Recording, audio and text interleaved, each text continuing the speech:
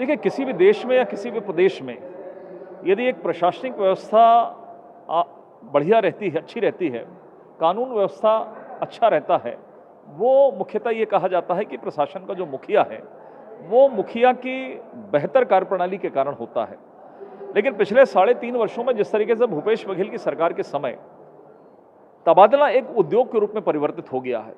एक अधिकारी एक जिले से जब दूसरे जिले जाता है, जब तक वो वहाँ की कार्यप्रणाली को समझता है, वहाँ की समस्याओं को समझता है, तब तक उसका तबादला दूसरे जिले के अंदर में हो जाता है। 3.5 वर्ष में तबादला एक कार्यप्रणाली या व्यवस्था नहीं रह गई, बल्कि उद्योग में परिवर्तित हो गया और उसका ही परिणाम रहा कि आज पूरा जो छत्तीसगढ़ है, हत्या, लूट, वारदात, तमाम प्रकार के नशाखोरी जो हो रही है, ये पूरे प्रदेश के अंदर में फैल गई है और आज छत्तीसगढ़ पूरे देश के अंदर में अपराधगढ़ के नाम से जाना जाता है। दरअसल उद्योग भी इसलिए हो रहे हैं कि उसके पीछे का जो लेन देन है, उसके पीछे की जो कहानी है, जो लोगों में चर्चा का विषय है, जब यदि इस तरह की व्यवस्था रहेगी तो अधिकारी भी अपने कर्तव्यों के प्रति ईमानदार नहीं रह सकता और जिसका परिणाम है कि इस तरह की चीजें हो रही हैं।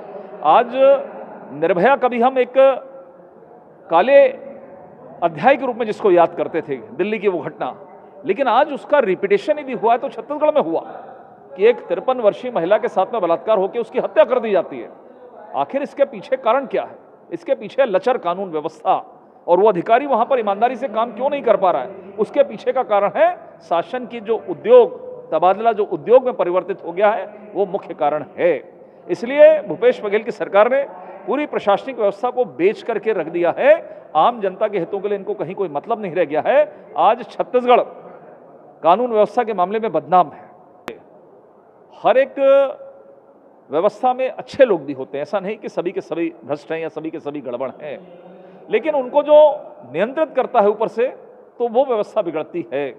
और कई लोग ऐसे जो सरकार के टास्क को पूरा नहीं कर पा रहे हैं, अवैध टास्क को पूरा नहीं कर पा रहे हैं, उनको प्रताड़ित करके दूसरी जगह भेजा जा रहा है। देखिए, प्रशासनिक हलकों में फेरबदल ये सामान्य प्रशासनिक प्रक्रिया है और समय समय पर सरकार अधिकारियों को उनके काम के आधार पर फेरबदल करते रहती है।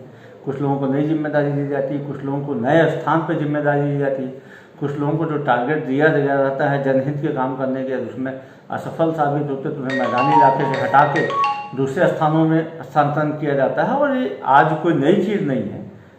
भारतीय जनता पार्टी को ये फिजूल की प्रक्रिया लग रही होगी, क्योंकि 15 साल तक उन्होंने इस सारी प्रक्रियाओं को फिजूल का ही समझा या फिर भ्रष्टाचार करके ट्रांसफर किया। लेकिन छत्तीसगढ़ में कांग्रेस की सरकार आने के बाद मुख्यमंत्री भूपेश बघेल जी ने स्पष्ट तौर पर कहा था कि हर व्यक्ति को उसके काम की जो जिम्मेदारी दी गई है, उसको उसकी जवाबदेही भी लेना पड़ेगा। यदि आपको जिम्मेदारी दी गई है और आप उसको सही ढंग से क्रियान्वयन नहीं कर पा रहे हैं, तो आपको वहाँ पर ज़्यादा दिन तक नहीं टिके रह सकते हैं। निश्चित तौर पर इसीलिए फेरबदल भी किए गए ताकि प्रशासनिक हलकों में और कसावट लाई जा सके।